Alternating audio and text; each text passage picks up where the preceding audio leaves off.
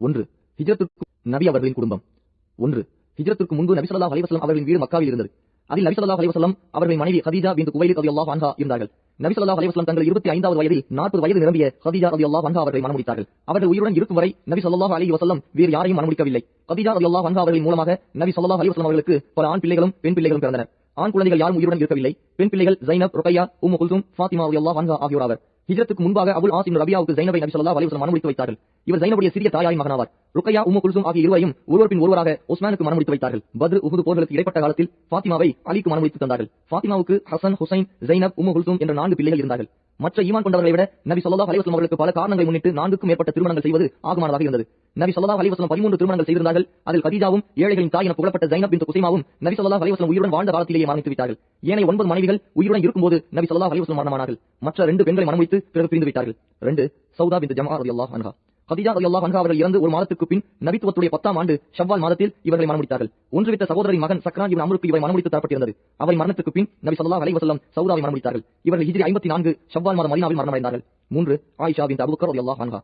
சௌதா ரலியல்லாஹு அன்ஹா அவர்களை மணமுடித்து ஓராண்டுக்கு பின் நபித்துவத்துடைய 11ஆம் ஆண்டு ஷவ்வால் மாதத்தில் ஹிஜ்ரத்துக்கு 2 ஆண்டுகள் 5 மாதங்களுக்கு முன் ஆயிஷாவை அவரது 6வது வயதில் மணமுடித்தார்கள். ஹிஜ்ரத் செய்து மதீனா வந்த பின் 7 மாதங்கள் கழித்து ஆயிஷாவின் 9வது வயதில் அவருடன் வாழ்க்கையை தொடங்கினார்கள். ஆயிஷா ரலியல்லாஹு அன்ஹா மட்டுமே நபி ஸல்லல்லாஹு அலைஹி வஸல்லம் அவர்களின் மனைவியரில் கன்னி பெண்ணாக இருந்தார்கள். நபி ஸல்லல்லாஹு அலைஹி வஸல்லம் அவர்களை மிக அதிகம் நேசித்தார்கள். இந்த சமுதாய பெண்களில் அவர்களை அதிக மார்க்க ஞானம் உள்ளவர்களாக திகழ்ந்தார்கள். ஏனைய உணவுகளை விட சரித் என்ற உணவுக்குரிய சிறப்பை போன்று ஏனைய பெண்களை விட ஆயிஷா ரலியல்லாஹு அன்ஹா மிகச் சிறப்பு பெற்றிருந்தார்கள். ஹிஜ்ரி 57 அல்லது 58ஆம் ஆண்டு ரமலான் பிறை 17இல் மரணமானார்கள். பகையில் நல்லடக்கம் செய்யப்பட்டார்கள். 4 ஹப்ஸா பின்த் உமர் ரலியல்லாஹு அன்ஹா.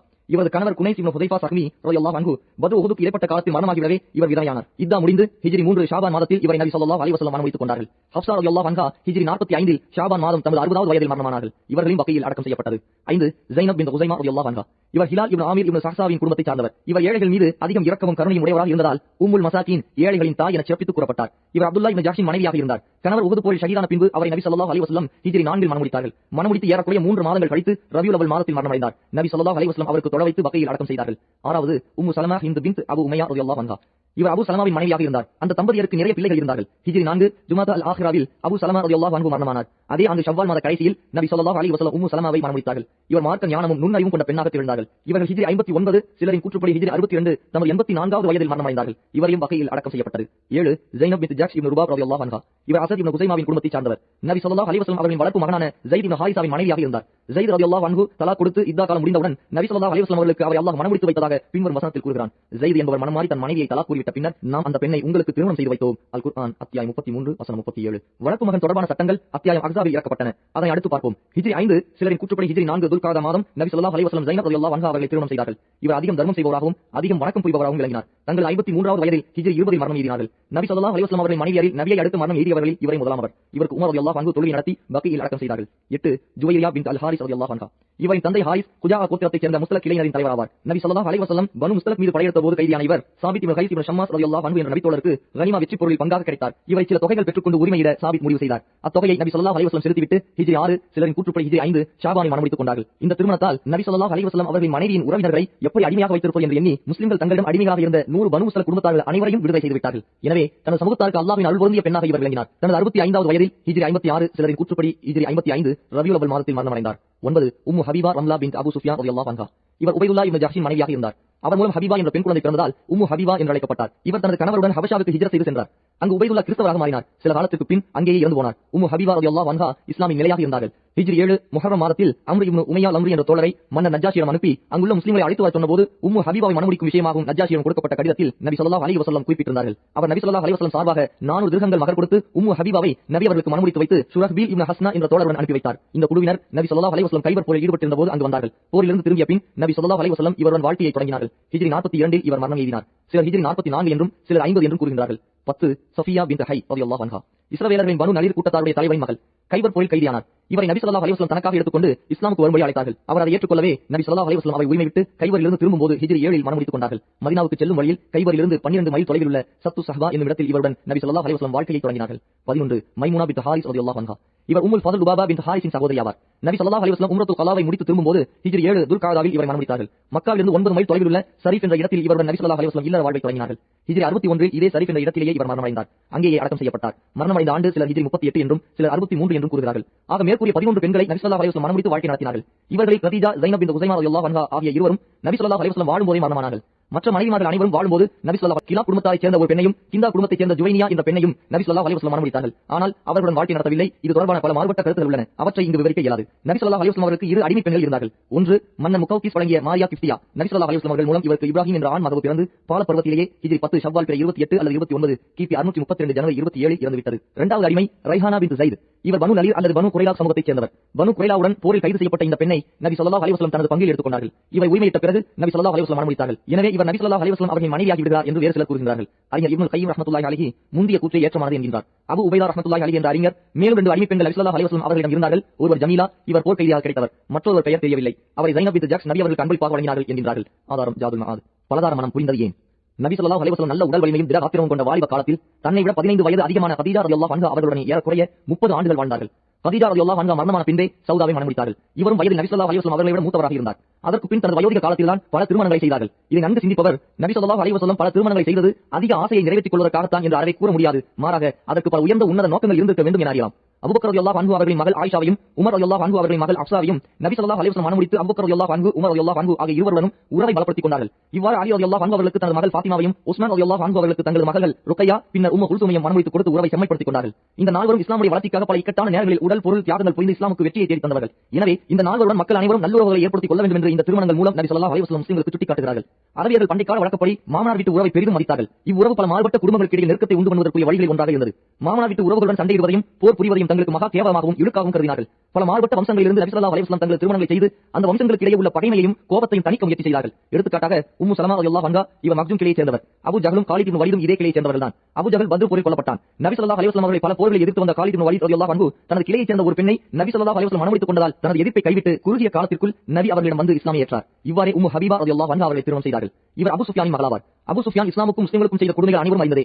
உம்மு ஹபீபாவை நபி ஸல்லல்லாஹு அலைஹி வஸல்லம் திருமணம் செய்த பின் அபூ சுஃபியான் தனது தீய செயல்களிலிருந்து சற்றே பின்வாங்கினார். அதுபோலவே பனு நலீர் மற்றும் பனு முஸ்தலக் ஆகிய இரு யூத வம்சங்களிலிருந்து சஃபியா மற்றும் ஜுவைரியாவை மணமுடித்தார்கள். இதனால் இந்த இரு குலத்தாரும் நபி ஸல்லல்லாஹு அலைஹி வஸல்லம் அவர்களிடம் பகைமை காட்டி வந்ததை நிறுத்திக் கொண்டார்கள். அது மட்டுமின்றி ஜுவைரியா ரலியல்லாஹு அன்ஹா அவர்களினால் அவர்கள் சமுதாயத்துக்கு பெரும் நன்மைகளும் பலன்களும் கிடைத்தன. நபி ஸல்லல்லாஹு அலைஹி வஸல்லம் பெண்ணெடுத்து சமூகத்தார்களை அடிமையாக்கி வைப்பதா என்று கைதிகளாக இருந்த அவர்களது சமூகத்தின் 100 குடும்பத்தார்களை நபித்தோழர்கள் உரிமையிட்டார்கள், விடுதலை செய்தார்கள். உள்ளங்களில் இந்த உதவி எவ்வளவு பெரிய மாற்றத்தை ஏற்படுத்தியது என்பதை யாரும் சொல்லி தெரிய வேண்டியதில்லை. இந்த பலன்களுக்கு இடையில் மேலான மற்றும் ஒரு பலன் இந்த திருமணங்களால் ஏற்படுகின்றது. அதன் விளக்கம் என்னவென்றால் நபி ஸல்லல்லாஹு அலைஹி வஸல்லம் அவர்களுடைய சமுதாயத்தினர் ஒழுக்கம், பண்பாடு, கலாச்சாரம் மற்றும் சமூகத்தை அமைப்பதற்கு தேவையான பண்புகளை அறியாதவர்களாக இருந்தார்கள். இத்தகைய சமுதாயத்தை பண்படுத்தவும் சீர்படுத்தவும் வேண்டும் என நபி ஸல்லல்லாஹு அலைஹி வஸல்லம் அவர்கள் பணிக்கப்பட்டார்கள். இஸ்லாமிய சமூகத்தின் அடிப்படை ஒரு ஆண் அந்நிய பெண்ணுடன் கலப்பதற்கு அனுமதி தரவில்லை. எனவே ஆண்களால் பெண்களை முழுமையாக சீர்திருத்துவது என்பது சட்டத்தை கவனித்து முடியாத ஒன்று. ஆனால் பெண்களையும் சீர்திருத்த வேண்டும் என்ற அவசியம் ஆண்களை சீர்திருத்த வேண்டும் என்ற அவசியத்தை விட சற்றும் குறைவானதல்ல, மாறாக அதை விட அதிகமானதே. ஆகவே மகத்தான இந்த சீர்திருத்த பணியை நிறைவேற்ற அதற்கு தகுதி வாய்ந்த மாறுபட்ட வயதும் திறமையும் கொண்ட பெண்களை தனக்கு துணையாக தேர்ந்தெடுத்துக் கொள்வதை தவிர நபி ஸல்லல்லாஹு அலைஹி வஸல்லம் அவர்களுக்கு வேறு வழி கிடையாது. அப்போதுதான் வீட்டு பெண்களுக்கு ஒழுக்க பண்புகளையும் மார்க்க சட்டங்களையும் வழங்கலாம். அதன் மூலம் அவர்களை மற்ற கிராம, நகர, வாலிப, வயோதிக பெண்களுக்கு மார்க்க பயிற்சி தரும் ஆசிரியர்களாக உருவாக்க முடியும். அந்த பெண்மணிகள் நபி ஸல்லல்லாஹு அலைஹி வஸல்லம் அவர்களின் சார்பாக பெண்ணினத்துக்கு மார்க்கத்தை எடுத்துரைக்கும் பொறுப்பையும் நிறைவேற்றுவார் இருந்தார்கள். இத்தகைய சமுதாயத்தை பண்படுத்தவும் சீர்படுத்தவும் வேண்டும் என நபி ஸல்லல்லாஹு அலைஹி வஸல்லம் அவர்கள் பணிக்கப்பட்டார்கள். இஸ்லாமிய சமூகத்தின் அடிப்படை ஒரு ஆண் அந்நிய பெண்ணுடன் கலப்பதற்கு அனுமதி தரவில்லை. எனவே ஆண்களால் பெண்களை முழுமையாக சீர்திருத்துவது என்பது சட்டத்தை கவனித்து முடியாத ஒன்று. ஆனால் பெண்களையும் சீர்திருத்த வேண்டும் என்ற அவசியம் ஆண்களை சீர்திருத்த வேண்டும் என்ற அவசியத்தை விட சற்றும் குறைவானதல்ல, மாறாக அதை விட அதிகமானதே. ஆகவே மகத்தான இந்த சீர்திருத்த பணியை நிறைவேற்ற அதற்கு தகுதி வாய்ந்த மாறுபட்ட வயதும் திறமையும் கொண்ட பெண்களை தனக்கு துணையாக தேர்ந்தெடுத்துக் கொள்வதை தவிர நபி ஸல்லல்லாஹு அலைஹி வஸல்லம் அவர்களுக்கு வேறு வழி கிடையாது. அப்போதுதான் வீட்டு பெண்களுக்கு ஒழுக்க பண்புகளையும் மார்க்க சட்டங்களையும் வழங்கலாம். அதன் மூலம் அவர்களை மற்ற கிராம, நகர, வாலிப, வயோதிக பெண்களுக்கு மார்க்க பயிற்சி தரும் ஆசிரியர்களாக உருவாக்க முடியும். அந்த பெண்மணிகள் நபி ஸல்லல்லாஹு அலைஹி வஸல்லம் அவர்களின் சார்பாக பெண்ணினத்துக்கு மார்க்கத்தை எடுத்துரைக்கும் பொறுப்பையும் நிறைவேற்றுவார்கள். நபி ஸல்லல்லாஹு அலைஹி வஸல்லம் அவர்களின் மனைவிகளான முஃமின்களின் தாய்மார்கள் நபி ஸல்லல்லாஹு அலைஹி வஸல்லம் தங்கள் வீடுகளில் எப்படி இல்லற வாழ்க்கை நடத்தினார்கள் என்ற செய்திகளை நமக்கு தெளிவாக எடுத்து வைத்துள்ளார்கள். இதில் அவர்களது பங்கு மகத்தானது. குறிப்பாக நபி ஸல்லல்லாஹு அலைஹி வஸல்லம் அவர்களுடன் நீண்ட நாட்கள் வாழ்ந்த ஆயிஷா ரலியல்லாஹு அன்ஹா போன்ற துணைவியர் நபி ஸல்லல்லாஹு அலைஹி வஸல்லம் அவர்களின் சொல் செயல்களின் பெரும்பாலானவற்றை சமுதாயத்திற்கு தெரிவித்துள்ளார்கள். நபி ஸல்லல்லாஹு அலைஹி வஸல்லம் அவர்களின் திருமணங்களில் ஒன்று ஊறிப்போன ஐயாமை கால வழக்கத்தை தகர்ப்பதற்காக நடத்தப்பட்டது. அதாவது அரபியர்களிடம் வளர்ப்பு மகனை பெற்ற மகனாக கருதும் வழக்கம் இருந்தது. பெற்ற மகனுக்கு கொடுக்கும் உரிமைகளையும் கடமைகளையும் வளர்ப்பு மகனுக்கும் வழங்கினார்கள். இந்த வழக்கம் அரபியர்களிடம் ஆழமாக வேரூன்றி இருந்தது. இதை களைவது இலகுவானதல்ல. திருமணம், விவாகரத்து, சொத்துரிமை போன்றவற்றில் இஸ்லாமின் சட்டங்களுக்கும் அடிப்படைகளுக்கும் இந்த கொள்கை முரணாக இருக்கிறது. மேலும் சமூகத்திலிருந்து எந்த மானக்கேடான அருவருக்கத்தக்க பழக்க வழக்கங்களை அழிப்பதற்காக இஸ்லாம் இந்த உலகத்தில் உதித்ததோ அவை அனைத்தையும் இந்த கொள்கை சமுதாயத்திற்குள் இழுத்து வருகிறது. இந்த சட்டத்தை நபி ஸல்லல்லாஹு அலைஹி வஸல்லம் அவர்களின் கரத்தால் நபி அவர்களின் சொந்த வாழ்க்கை மூலமாகவே உடைக்க வேண்டும் என அல்லாஹ் நாடினான். நபி ஸல்லல்லாஹு அலைஹி வஸல்லம் அவர்களின் மாமி மகள் ஸைனப் பின்த் ஜக்ஷை ஸைத் இப்னு ஹாரிஸா ரலியல்லாஹு அன்ஹு மணமுடித்திருந்தார். ஸைதை சிறு வயது முதலே நபி ஸல்லல்லாஹு அலைஹி வஸல்லம் வளர்த்து வந்ததால் இவரை ஸைத் இப்னு முஹம்மதின் மகன் ஸைத் என்றே மக்கள் அழைத்தார்கள். ஆனால் இந்த தம்பதியரிடையே சுமூகமான உறவு நிகழவில்லை. இதனால் ஸைத் ரலியல்லாஹு அன்ஹு தனது மனைவியை விவாகரத்து செய்துவிட எண்ணி நபி ஸல்லல்லாஹு அலைஹி வஸல்லம் அவர்களிடம் ஆலோசனை செய்தார். ஸைத் ரலியல்லாஹு அன்ஹு தனது மனைவியை விவாகரத்து செய்துவிட்டால் அவை தானே மணக்க நேரிடும் என அல்லாஹ்வின் அறிவிப்பு மூலம் நபி ஸல்லல்லாஹு அலைஹி வஸல்லம் அவர்கள் அறிந்திருந்தார்கள். ஆனால் இந்த திருமணம் நடந்தால் இணை வைப்பவர்கள் நபி அவர்களையும் முஸ்லிம்களையும் பழிப்பார்கள். நயவஞ்சகர்களும் யூதர்களும் முஷ்ரிக்குகளும் நபி அவர்களுக்கு எதிராக குழப்பங்களையும் தவறான குற்றச்சாட்டுகளையும் பரப்புவார்கள். அதனால் பலவீனமான நம்பிக்கையுடைய முஸ்லிம்களின் உள்ளத்தில் கெட்ட எண்ணங்கள் ஏற்படலாம். ஆகவே ஸைத் ரலியல்லாஹு அன்ஹு தலாக் விஷயமாக பேசியபோது தலாக் விட வேண்டாம் என நபி ஸல்லல்லாஹு அலைஹி வஸல்லம் அவருக்கு அறிவுரை கூறினார்கள். நபி ஸல்லல்லாஹு அலைஹி வஸல்லம் உணர்ந்த இந்த அச்சமும் தடுமாற்றமும் அல்லாஹ்வுக்கு பிடிக்கவில்லை. எனவே நபி அவர்களை கண்டித்து அடுத்து வரும் வசனத்தை அருளினான். நபியே, அல்லாஹ்வும் நீங்களும் எவருக்கு அருள் புரிந்தீர்களோ அவரை நோக்கி, நீங்கள் அல்லாஹ்வுக்கு பயந்து உங்களுடைய மனைவியை நீக்காது உங்களிடமே நிறுத்திக் கொள்ளுங்கள் என்று கூறிய சமயத்தில் நீங்கள் மனிதர்களுக்கு பயந்து அல்லாஹ் வெளியாக்க இருப்பதை உங்கள் மனதில் மறைத்தீர்கள். நீங்கள் பயப்பட தகுதி உடையவன் அல்லாஹ்தான், மனிதர்கள் அல்ல. அல் குர்ஆன் அத்தியாயம் 33 வசனம் 37. ஆனால் நடக்க வேண்டியது நடந்துவிட்டது. ஸைத் ரலியல்லாஹு அன்ஹு தன் மனைவியை தலாக் கொடுத்து விட்டார். நபி ஸல்லல்லாஹு அலைஹி வஸல்லம் பனு குரைலா யூதர்களை முற்றுகையிட்ட காலகட்டத்தில் ஸைனப் ரலியல்லாஹு அன்ஹா அவருடைய இத்தா முடிந்தவுடன் நபி ஸல்லல்லாஹு அலைஹி வஸல்லம் அவரை திருமணம் செய்து கொண்டார்கள். இதனை நபி அவர்களின் விருப்பத்திற்கு விடாமல் தானே மனம் முடித்து வைத்ததாக அல்லாஹ் குர்ஆனில் குறிப்பிடுகின்றான். ஸைத் என்பவர் மனமாறி தன் மனைவியை தலாக் கூறிவிட்ட பின்னர் நாம் அப்பெண்ணை உங்களுக்கு திருமணம் செய்து வைத்தோம். ஏனென்றால் நம்பிக்கையாளர்களால் தத்தெடுத்து வளர்க்கப்பட்டவர்கள் தங்கள் மனைவிகளை தலாக் கூறிவிட்டால் அவரை வளர்த்தவர்கள் அந்த பெண்களை திருமணம் செய்து கொள்வதில் எந்த தடையும் இருக்கக்கூடாது என்பதற்காக இது நடைபெற்றே தீர வேண்டிய அல்லாஹ்வுடைய கட்டளையாகும். அல் குர்ஆன் அத்தியாயம் 33 வசனம் 37. இவ்வாறு அல்லாஹ் செய்வதற்கு காரணம், ஆகவே நீங்கள் வளர்த்த எவர்களையும் அவர்களுடைய உண்மையான தந்தைகளின் பெயர்களை கூறி அன்னாரின் மகன் என்றே அழையுங்கள், அதுதான் அல்லாஹ்விடத்தில் நீளமாக இருக்கின்றது. அல் குர்ஆன் அத்தியாயம் 33 வசனம் 5. மற்றும் நம்பிக்கையாளர்களே, உங்களில் உள்ள ஆண்களில் ஒருவருக்கும் முஹம்மது நபி அவர்கள் தந்தையாக இருக்கவில்லை, எனினும் அவர் அல்லாஹ்வுடைய தூதராகவும் நபிமார்களுக்கு இறுதி முத்திரையாகவும் இறுதி நபியாகவும் இருக்கிறார். அல்லாஹ் அனைத்தையும் நன்கறிந்தவனாக இருக்கின்றான். அல் குர்ஆன் அத்தியாயம் 33 வசனம் 40. ஆகிய வசனங்களால் இந்த தவறான நடைமுறையை சொல்லால் உடைத்தது போல் செயலாலும் அதனை உடைக்க விரும்பினான். ஊறிப்போன எத்தனையோ பழக்க வழக்கங்களை தகர்ப்பது என்பது சொல்லால் மட்டும் முடியாது, அதனை மாற்ற நினைக்கும் சத்திய அழைப்பாளர்கள் தனது செயலாலும் அதனை நிரூபித்து காட்ட வேண்டும். இதற்கு ஹுதைபியா உம்ராவில் நடந்த நிகழ்ச்சி அழகிய எடுத்துக்காட்டாக கூறலாம். நபித்தோழர்கள் நபி ஸல்லல்லாஹு அலைஹி வஸல்லம் அவர்கள் மீது வைத்திருந்த அன்பு பாசம் பற்றி உர்வா இப்னு மஸ்ஊத் ரலியல்லாஹு அன்ஹு கூறிய ஹதீஸில் இருந்து நாம் தெரிந்திருக்கலாம். உஸ்மான் ரலியல்லாஹு அன்ஹு கொல்லப்பட்ட செய்தி உண்மையாயின் வெற்றி அல்லது மரணம் ஏற்படும் வரை போர் புரிய வேண்டும், பின்வாங்க கூடாது என்று நபி ஸல்லல்லாஹு அலைஹி வஸல்லம் தங்கள் தோழர்களிடம் மரத்தின் கீழே சத்திய வாக்குறுதி வாங்கினார்கள். அந்த நேரத்தில் நபி அவரிடம் போட்டி போட்டுக் கொண்டு தோழர்கள் சத்திய வாக்குறுதி தந்தார்கள். மேலும் அதில் அபூபக்கர், உமர் ரலியல்லாஹு அன்ஹும் போன்ற நெருக்கமான தோழர்களும் இருந்தார்கள். நபி ஸல்லல்லாஹு அலைஹி வஸல்லம் அவர்களுக்காக தன்னையே அர்ப்பணித்துக் கொள்ளும் அந்த தோழர்களுக்கு சமாதான உடன்படிக்கை நிறைவேறிய பின் தங்களின் குர்பானி பிராணிகளை அறுக்கும்படி நபி ஸல்லல்லாஹு அலைஹி வஸல்லம் கட்டளையிட்டார்கள். ஆனால் நபி அவர்கள் இந்த கட்டளையை நிறைவேற்றுவதற்கு தோழர்கள் எவரும் முன்வரவில்லை. இது நபி ஸல்லல்லாஹு அலைஹி வஸல்லம் அவர்களுக்கு பெரும் வருத்தத்தை ஏற்படுத்தியது. இதை உணர்ந்த உம்மு ஸலமா ரலியல்லாஹு அன்ஹா, அல்லாஹ்வின் தூதரே, தாங்களே முதலில் எழுந்து சென்று குர்பானியை நிறைவேற்றுங்கள், யாரிடம் பேசாதீர்கள் என்று ஆலோசனை வழங்கினார்கள். அதற்கிணங்க நபி ஸல்லல்லாஹு அலைஹி வஸல்லம் அவர்களும் அவ்வாறு செய்ய தோழர்கள் ஒருவருக்கொருவர் முந்திக் கொண்டு குர்பானியை நிறைவேற்றினார்கள். ஆகவே காலங்காலமாக ஊறிப்போன பழக்கத்தை தகர்த்தெறிவதில் சொல்லால் திருத்துவது அல்லது செயலால் திருத்துவது ஆகிய இரண்டிற்கும் இடையில் மலைக்கும் மடுவுக்கும் இடையில் உள்ள வேறுபாடு இருப்பதை உணரலாம். ஸைனபை நபி ஸல்லல்லாஹு அலைஹி வஸல்லம் திருமணம் செய்த பின்பு இந்த திருமணம் குறித்து நயவஞ்சகர்கள் பல தவறான பொய் பிரச்சாரங்களை மக்களுக்கு இடையில் பரப்பினார்கள். இறை நம்பிக்கையில் உறுதியற்ற முஸ்லிம்களின் இதயங்களில் தீய எண்ணங்கள் உண்டாயின. இந்த திருமணத்தால் ரெண்டு விதமான குழப்பங்களை நயவஞ்சகர்கள் உண்டாக்கினார்கள். ஒன்று, நபி ஸல்லல்லாஹு அலைஹி வஸல்லம் அவர்களுக்கு இது 5வது திருமணமாக இருந்தது. 4க்கு மேல் திருமணம் முடிப்பது அனுமதி இல்லை என முஸ்லிம்கள் அறிந்திருந்தார்கள். இரண்டாவது, ஸைத் ரலியல்லாஹு அன்ஹு நபி ஸல்லல்லாஹு அலைஹி வஸல்லம் அவர்களின் வளர்ப்பு மகன். அவர் நபி ஸல்லல்லாஹு அலைஹி வஸல்லம் அவர்களின் மகனாகவே கருதப்பட்டு வந்தார். இதை சொந்த மகனின் மனைவியை சொந்த தந்தை மனமுடிப்பதை போன்று மானக்கேடான செயலாக கருதினார்கள். அல்லாஹ் தஆலா இந்த இரண்டையும் குறித்து தெல்ல தெளிவான பதிலை சூரா அஹ்ஸாபில் இறக்கி வைத்தான். அதன் மூலம் ஒருவரை வளர்ப்பு மகனாக ஆக்குவது மார்க்க சட்டத்தில் எந்தவித விளைவையும் ஏற்படுத்தாது என்றும், நபி ஸல்லல்லாஹு அலைஹி வஸல்லம் அவர்களுக்கு பல உன்னத நோக்கங்களுக்காக ஏனைய முஸ்லிம்களை விட திருமண விஷயத்தில் சிறப்பு சலுகையை அல்லாஹ் வழங்கியிருக்கின்றான் என்றும் முஸ்லிம்கள் புரிந்து கொண்டார்கள். நபி ஸல்லல்லாஹு அலைஹி வஸல்லம் தங்கள் மனைவிமார்களுடன் மிக அழகிய முறையில் உயர்ந்த பண்புகளுடனும் சிறந்த குணங்களுடன் வாழ்க்கை நடத்தினார்கள். நபி அவர்கள் மனைவிமார்களும் அவ்வாறே உயர்ந்த குணங்களும் சிறந்த பண்புகளும் பெற்றிருந்தார்கள். பொது மனிதர்களால் தாங்கிக் கொள்ள முடியாத அளவுக்கு வறுமையில் வாழ்ந்தும் நபி அவர்களுக்கு பணிந்து பணிவிடை செய்து நல்ல மனைவியர்களாக திகழ்ந்தார்கள். இதை பற்றி அனஸ் ரலியல்லாஹு அன்ஹு கூறுகிறார்கள், நபி ஸல்லல்லாஹு அலைஹி வஸல்லம் அல்லாஹ்விடம் சென்றடையும் வரை மெல்லிய ரொட்டியை அவர்கள் பார்த்ததாக எனக்கு தெரியாது. பொரித்த ஆட்டுக்கறியை நபி ஸல்லல்லாஹு அலைஹி வஸல்லம் சுவைத்ததே இல்லை. ஆதாரம் ஸஹீஹுல் புகாரி. ஆயிஷா ரலியல்லாஹு அன்ஹா கூறுகிறார்கள், நாங்கள் 2 மாதங்களில் 3 பிறைகளை பார்த்து விட்டோம். நபி ஸல்லல்லாஹு அலைஹி வஸல்லம் அவர்களின் வீடுகளில் எதுவும் சமைக்கப்படவில்லை. ஒருவா, நீங்கள் எப்படி வாழ்ந்தீர்கள் என்று ஆயிஷாவிடம் கேட்டார். அதற்கு பேரித்தம் பழங்களையும் தண்ணீரையும் உண்டு வாழ்ந்தோம் என ஆயிஷா ரலியல்லாஹு அன்ஹா அவர்கள் கூறினார்கள். இது போன்ற அநேக சம்பவங்கள் ஹதீஸ் நூல்களில் பதிவாகியுள்ளன. ஆதாரம் ஸஹீஹுல் புகாரி. வறுமையிலும் நெருக்கடியிலும் வாழ்ந்த போதிலும் நபி அவர்களின் துணைவியர்கள் முகம் சுளித்ததோ மனம் வருந்தியதோ முறையீடு செய்ததோ இல்லை. ஆம், அவர்கள் மனிதர்கள் தானே. இவ்வாறு ஒரே ஒரு முறை நிகழ்ந்தது. அதை அல்லாஹ் கண்டித்து ஒரு வசனத்தை இறக்கினான். நபியே, உங்களுடைய மனைவிகளை நோக்கி நீங்கள் கூறுங்கள், நீங்கள் இந்த உலக வாழ்க்கையையும் அதன் அலங்காரத்தை மட்டுமே விரும்புவீர்களாகின் வாருங்கள், உங்களுக்கு ஏதும் கொடுத்து நல்ல முறையில் தலாக் கொடுத்து உங்களை நீக்கி விடுகிறேன். அன்றி நீங்கள் அல்லாஹ்வையும் அவருடைய தூதரையும் மறுமை வாழ்க்கையையும் விரும்புவீர்களாயின் நிச்சயமாக அல்லாஹ் உங்களில் உள்ள இத்தகைய நன்மையை கருதுபவர்களுக்கு மகத்தான நற்கூலியை தயார்படுத்தி வைத்திருக்கின்றான். அல் குர்ஆன் அத்தியாயம் 33 வசனங்கள் 28 மற்றும் 29. நபி ஸல்லல்லாஹு அலைஹி வஸல்லம் அவர்களின் துணைவியர் அனைவரும் அல்லாஹ்வையும் அவரது தூதரையும் தேர்ந்தெடுத்து தங்கள் உயர்ந்த பண்புகளையும் உயர்ந்த குணங்களையும் நிலைநாட்டினார்கள். அவர்கள் எவரும் உலகத்தை தேர்ந்தெடுத்துக் கொள்ளவில்லை. நபி ஸல்லல்லாஹு அலைஹி வஸல்லம் அவர்களின் துணைவியர்களுக்கு அவர்கள் எண்ணிக்கை அதிகமாக இருந்தும் பொதுவாக சக்கலத்திகள் மத்தியில் இருக்கும் சண்டை சச்சரவுகள் ஏற்படவில்லை. அவர்கள் மனிதர்கள் என்ற அடிப்படையில் ஒரு சில நிகழ்வுகள் தான் நடந்தன. அதையும் அல்லாஹ் கண்டித்து விட்டான். அத்தியாயம் தஹ்ரீமின் துவக்கத்திலிருந்து 5 வசனங்கள் வரை இது பற்றி அல்லாஹ் குறிப்பிடுகின்றான்.